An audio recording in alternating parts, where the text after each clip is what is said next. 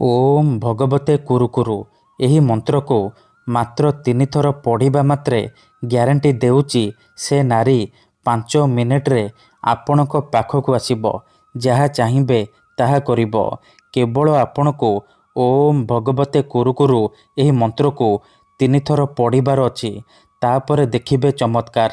ଯଦି ଆପଣ କେଉଁ ଝିଅ ବା ବିବାହିତା ସ୍ତ୍ରୀକୁ ଦେଖି ତା ଆଡ଼କୁ ଆକର୍ଷିତ ହେଉଛନ୍ତି, ତାକୁ ପଟେଇ ତାଠାରୁ ନିଜର ମନ ମୁତାବକ କାମ ହାସଲ କରିବାକୁ ଚାହୁଁଛନ୍ତି, ତେବେ ଆଜି ରାତିରେ ଶୋଇବା ପୂର୍ବରୁ ଓମ୍ ଭଗବତେ କୁରୁକୁରୁ ଏହି ମନ୍ତ୍ରକୁ 3 ଥର ପଢ଼ି ଦିଅନ୍ତୁ। ଗ୍ୟାରେଣ୍ଟି ଦେଉଛି ଯେଉଁ ଝିଅ ବା ନାରୀ ପାଇଁ ଏହି ମନ୍ତ୍ରକୁ ପାଠ କରିବେ, ସିଏ ଆପଣଙ୍କ ପାଖକୁ ଆସିବା ପାଇଁ ବାଧ୍ୟ ହେବ।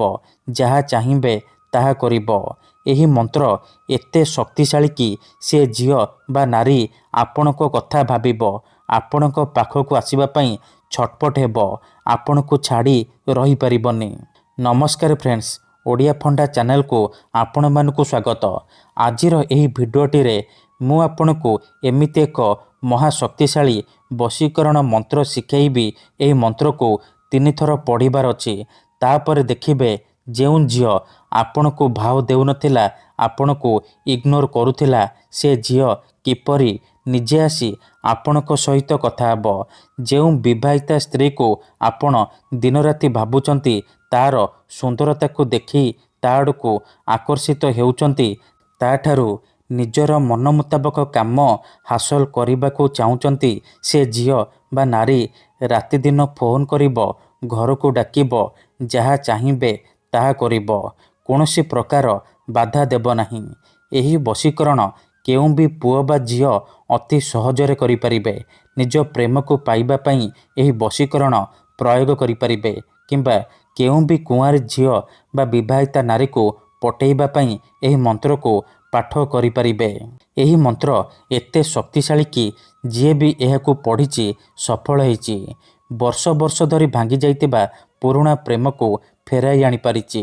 ଶାଶୁ, ନଣନ୍ଦ, ଦିଅର, ଭାଉଜ କାହାକୁ ବି ନିଜ ବଶରେ କରି ତାଠାରୁ ନିଜର ମନ ମୁତାବକ କାମ ହାସଲ କରିପାରିଛି। ଆପଣଙ୍କୁ ବେଶୀ କିଛି କରିବାକୁ ପଡ଼ିବନି। କେବଳ ରାତିରେ ଶୋଇବା ପୂର୍ବରୁ ଓମ୍ ଭଗବତେ କୁରୁକୁରୁ ଏହି ମନ୍ତ୍ରକୁ 3 ଥର ପଢ଼ିଦେବେ। ତାପରେ ଦେଖିବେ କିପରି ସେ ଝିଅ ବା ନାରୀ ଆପଣଙ୍କ ପ୍ରେମରେ ଦିବାନୀ ହେଇଯିବ, ଆପଣଙ୍କର ସବୁ କଥା ମାନିବ। ଯଦି କେଉଁ ଝିଅ ଆପଣଙ୍କୁ ଧୋକା ଦେଇଛି, ଛାଡ଼ି ପଳେଇଛି, ଆପଣଙ୍କର ନମ୍ବର ବ୍ଲକ୍ କରିଦେଇଛି, ଆପଣଙ୍କ ସହିତ କଥା ହେଉନି, ଅନ୍ୟ କାହା ସହିତ କଥା ହେଉଛି, ଅନ୍ୟ କାହାକୁ ଭଲ ପାଉଛି, ଆଉ ଆପଣ ନିଜ ପ୍ରେମକୁ ପାଇବାକୁ ଚାହୁଁଛନ୍ତି, ତେବେ ଆଜି ରାତିରେ ଏହି ମନ୍ତ୍ରକୁ 3 ଥର ପଢ଼ି ଦିଅନ୍ତୁ।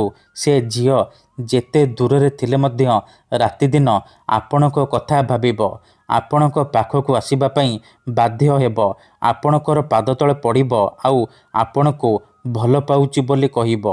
ଏହି ବଶୀକରଣ ସାହାଯ୍ୟରେ ହଜାର ହଜାର ଲୋକମାନେ ଲାଭବାନ ହେଇଛନ୍ତି। ତେଣୁ ଆପଣ ବି ମୋ କଥା ମାନି ମାତ୍ର ଗୋଟିଏ ଥର ଏହି ବଶୀକରଣ କରନ୍ତୁ। ଗ୍ୟାରେଣ୍ଟି ଦେଉଛି ଯେଉଁ ଝିଅ ବା ନାରୀ ଉପରେ ଏହି ମନ୍ତ୍ରକୁ ପାଠ କରିଦେବେ, ସିଏ ଆପଣଙ୍କ ବଶରେ ହେଇଯିବ। ଯାହା ଚାହିଁବେ ତାହା କରିବ। କୌଣସି ପ୍ରକାର ବାଧା ଦେବ ନାହିଁ। ତେବେ ଏହି ବଶୀକରଣ ଆପଣ କିପରି କରିବେ, କେମିତି କରିବେ, ମୁଁ ଆପଣଙ୍କୁ ଶିଖେଇବି। ସମ୍ପୂର୍ଣ୍ଣ ପ୍ରୟୋଗ ବିଧି ଠିକ୍ ଭାବରେ ଶିଖେଇବି। ଜାଣିବା ପାଇଁ ଭିଡ଼ିଓଟିକୁ ପୁରା ଦେଖନ୍ତୁ। ଅଧାରୁ ଛାଡ଼ିକି ପଳେଇଲେ ଆପଣ କିଛି ବି ବୁଝିପାରିବେନି। ପରେ କମେଣ୍ଟ କରିବେ, ଗୁରୁଜୀ ଆପଣଙ୍କର ବଶୀକରଣ କାମ କରୁନି।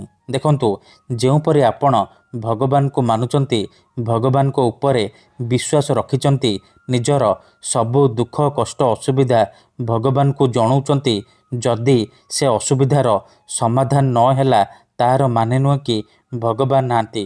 ସେହିପରି ମନ୍ତ୍ରତନ୍ତ୍ର ହୁଏ, ବଶୀକରଣ କାମ କରେ, କିନ୍ତୁ ଏହାକୁ ଆପଣଙ୍କୁ ସିଦ୍ଧ କରିବାକୁ ପଡ଼ିବ। ପ୍ରୟୋଗ ବିଧିକୁ ଠିକ୍ ଭାବରେ କରିବାକୁ ପଡ଼ିବ।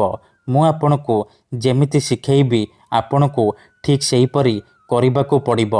ତେବେ ଯାଇ ମୁଁ ଆପଣଙ୍କୁ ଗ୍ୟାରେଣ୍ଟି ଦେଉଛି, ଆପଣ ଯେତେ ସୁନ୍ଦରୀ ଝିଅ ବା ସୁନ୍ଦରୀ ଭାଉଜକୁ ଚାହିଁବେ ନିଜ ବଶରେ କରିପାରିବେ।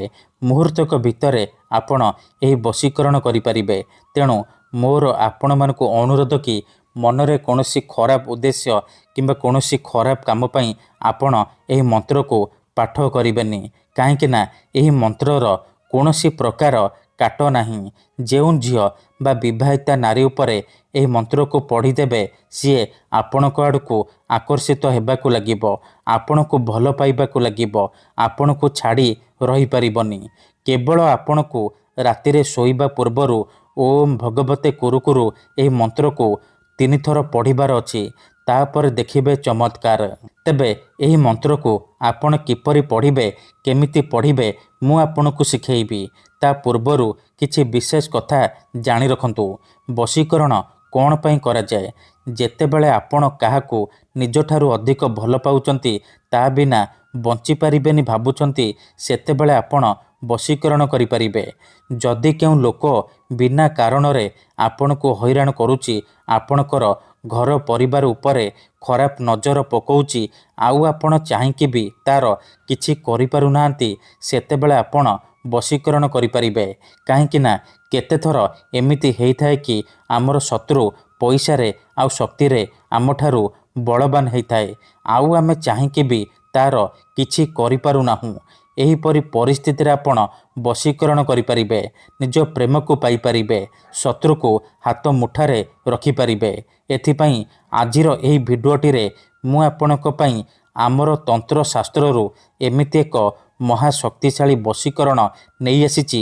ଯଦି ଆପଣ ଏହାକୁ ଠିକ୍ ଭାବରେ କରିଦେଲେ, ମୁଁ ଆପଣଙ୍କୁ ଯେମିତି ଶିଖେଇବି ଆପଣ ଠିକ୍ ସେହିପରି କରିଦେଲେ, ତେବେ ମୁଁ ଆପଣଙ୍କୁ ଗ୍ୟାରେଣ୍ଟି ଦେଉଛି ଆପଣ ଯେତେ ସୁନ୍ଦରୀ ଝିଅ ବା ସୁନ୍ଦରୀ ଭାଉଜକୁ ଚାହିଁବେ ମୁହୂର୍ତ୍ତକ ଭିତରେ ନିଜର କରିପାରିବେ। ତାଠାରୁ ନିଜର ମନ ମୁତାବକ କାମ ହାସଲ କରିପାରିବେ। ତେବେ ବିଧିଟି ଜାଣିବା ପୂର୍ବରୁ ଯଦି ଆପଣ ଆମ ଚ୍ୟାନେଲକୁ ପ୍ରଥମ ଥର ଆସିଛନ୍ତି, ତେବେ ଦୟାକରି ଚ୍ୟାନେଲକୁ ସବସ୍କ୍ରାଇବ୍ କରି ପାଖରେ ଥିବା ବେଲ୍ ଆଇକନ୍କୁ ମଧ୍ୟ ଦବାଇ ଦିଅନ୍ତୁ, ଯାହାଦ୍ୱାରା ଆମେ ଯେଉଁ ବି ଭିଡ଼ିଓ ଅପଲୋଡ଼ କରିବୁ ସର୍ବପ୍ରଥମେ ଆପଣ ଦେଖିପାରିବେ। ମନେ ରଖନ୍ତୁ, ଏହି ବଶୀକରଣ ବିଧିକୁ ଆପଣ କେବଳ ମଙ୍ଗଳବାର, ଗୁରୁବାର ଆଉ ଶନିବାର ଦିନ କରିପାରିବେ। ରାତିରେ ଶୋଇବା ପୂର୍ବରୁ କରିବେ। ଯେଉଁ ଝିଅ ବା ନାରୀକୁ ଆପଣ ବଶରେ କରିବାକୁ ଚାହୁଁଛନ୍ତି, ତାକୁ ମନେ ମନେ ଭାବିକି ଏହି ବଶୀକରଣ ଆରମ୍ଭ କରିବେ। ବିଧିଟି କରିବା ପୂର୍ବରୁ ଭଲ ଭାବରେ ହାତ ଗୋଡ଼ ଧୋଇକି ସଫା ବସ୍ତ୍ର ପିନ୍ଧିକି ଆପଣ ନିଜ ବିଛଣାରେ ବସିକି ଏହି ବଶୀକରଣ କରିବେ। ପ୍ରଥମେ ଆପଣ କ'ଣ କରିବେ, ହାତ ଗୋଡ଼ ଧୋଇକି ନିଜର ବିଛଣା ଉପରେ ବସି ପଡ଼ିବେ। ତାପରେ ଆଖି ବନ୍ଦ କରିକି ସେହି ଝିଅ ବା ନାରୀକୁ ମନେ ମନେ ଭାବିବେ, ତାର ମୁହଁକୁ ନିଜ ମନରେ ଭାବିବେ। ତାପରେ 5 ଥର ତାର ନାମ କହିବେ। ତାପରେ ଓମ୍ ଭଗବତେ କୁରୁକୁରୁ, ଓମ୍ ଭଗବତେ କୁରୁକୁରୁ, ଓମ୍ ଭଗବତେ କୁରୁକୁରୁ, ଏହିପରି ଏହି ମନ୍ତ୍ରକୁ 3 ଥର ପଢ଼ିବେ। ପ୍ରଥମେ ଆପଣ ଝିଅର ନାମ 5 ଥର କହିବେ। ତାପରେ ଓମ୍ ଭଗବତେ କୁରୁକୁରୁ ଏହି ମନ୍ତ୍ରକୁ 3 ଥର ପଢ଼ିବେ। ଠିକ୍ ଅଛି, ଏତିକି କରିସାରିବା ପରେ ଶୋଇପଡ଼ିବେ। ରାତି ସାରା ସେ ଝିଅ ବା ନାରୀ ଉପରେ ପ୍ରଭାବ ପଡ଼ିବା ଆରମ୍ଭ ହୋଇଯିବ। ସିଏ ଆପଣଙ୍କ ଆଡ଼କୁ ଆକର୍ଷିତ ହେବାକୁ ଲାଗିବ। ଧନ୍ୟବାଦ।